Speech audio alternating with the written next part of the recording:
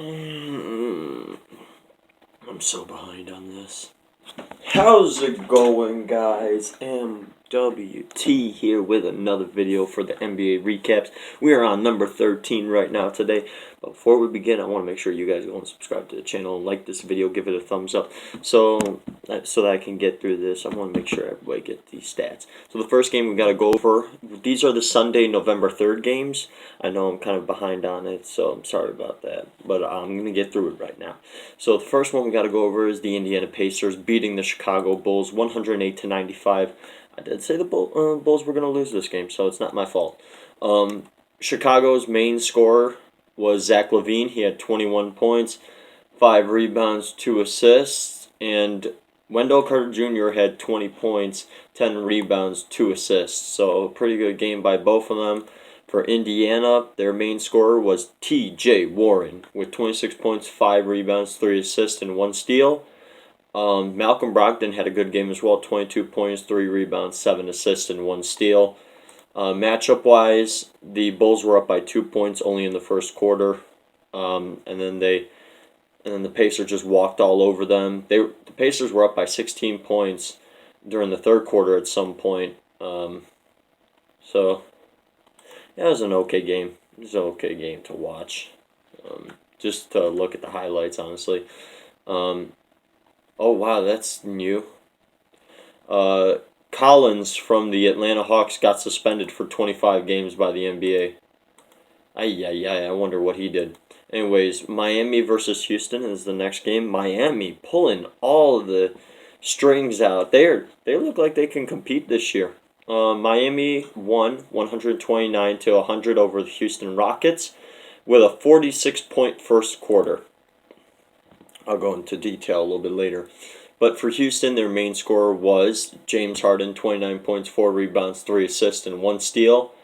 For Miami, Duncan Robinson actually led the way with 23 points, 6 rebounds, 1 assist, and 2 blocks. And Myers Leonard also chipped in 21 points, 4 rebounds, 1 assist, 3 steals, and 1 block.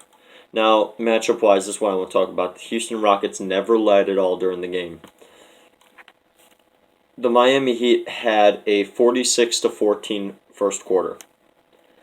They were up by 32 going into the second. Their largest lead was 41 points during the second quarter. They were up by 40 during the fourth quarter, and they won the game by 29. Miami's going to make the playoffs? Maybe. That's what I said at the beginning of the season. Right now, it looks like, of course, they will make the playoffs. So, that's what I got to say about that game. Next game, Sacramento versus New York. We all knew this was going to happen. The New York Knicks losing to the Kings, 113-92. Box score. Let's take a look at that. Sacramento's main scorer was De'Aaron Fox, 24 points, 2 rebounds, 6 assists, 1 steal, and 1 block. And Buddy Hield also put in 22 points, 4 rebounds, 1 assist, 1 steal, and 1 block. For New York, Marcus Morris, again, with 28 points, 6 rebounds, 2 assists, and 1 block. And R.J. Barrett also put 22 points, 4 rebounds, 3 assists, 1 steal, 1 block. So R.J. Barrett putting up some Rookie of the Year numbers with Zion out. Him and John Morant, I actually would make front runners for Rookie of the Year. Depends. If Zion comes in and averages 40 points a night for the rest of the season, then of course Zion will win it. But these guys are playing outstanding. Matchup-wise, the Knicks were up by 5 points during the first quarter, and then they blew that, and the Kings just walked all over them. During the third quarter, the Kings were up by 32, and the Kings won the game by 21. So I didn't watch the game just because, these are two teams not worth watching. Next game's San Antonio versus the Lakers. Of course, the Lakers win 103-96. Let's take a look at this really quick. The The Lakers' main scorer was Anthony Davis, of course. 25 points, 11 rebounds, 2 assists, and 4 blocks, but he had 6 costly turnovers.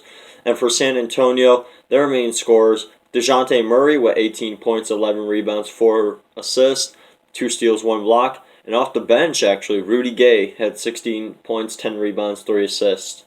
So, great job by San Antonio. Very well-rounded. They're not relying on just 2 guys to lead the way the entire time. So, good job by them. And for San Antonio, they held a 5-point lead at the beginning of the game. The Lakers basically stomped them in the second quarter, and then they were leading by 19. They actually blew that lead and let the Spurs tie the game, but they couldn't, the Spurs couldn't do anything at the end, and the Lakers won by 7. So, yeah, the Lakers, though, blowing that 19-point lead in the third quarter to let the Spurs tie it in the fourth, inexcusable, but pretty good by both teams. Yeah, that's pretty great by both teams. Next, we got to talk about is Dallas versus Cleveland. We all knew this was going to be an easy win for the Mavericks. They win 131-111. Box score. Take a look at this really quick. Doncic led the way, of course, with 29 points, 14 rebounds, 15 assists, but he had 5 turnovers to go along with that. But a nice triple-double for him. And Kristaps Porzingis also chipped in 18 points, 9 rebounds, and 1 steal, and 6 blocks, actually. And he was the team had 6 blocks, and he was the only person to record those 6 blocks. So pretty impressive by Kristaps Porzingis. For Cleveland, of course, Kevin Love, 29 points, 8 rebounds, 2 assists, 1 steal, 1 block. And off the bench, Jordan Clarkson with 17 points, 1 rebound, 1 assist, 1 steal, 1 block. Matchup-wise, take a look at this. The Cleveland Cavaliers were up by 8 points during the first quarter, and then they blew that lead, let the Mavericks trade back and forth with them. During the fourth quarter, it all took a turn for the worse for the Cavs. The Mavericks went up by 22 points during the fourth quarter. They won the game by 20. And the Mavericks in the fourth quarter scored 41 points compared to Cleveland's 25. A 41-point quarter for the Mavericks. Impressive. Last game we're going to go to Clippers versus Utah. We all knew that when Leonard returns, the Clippers were going to win this game. So they did that 105-94. So impressive. Wow.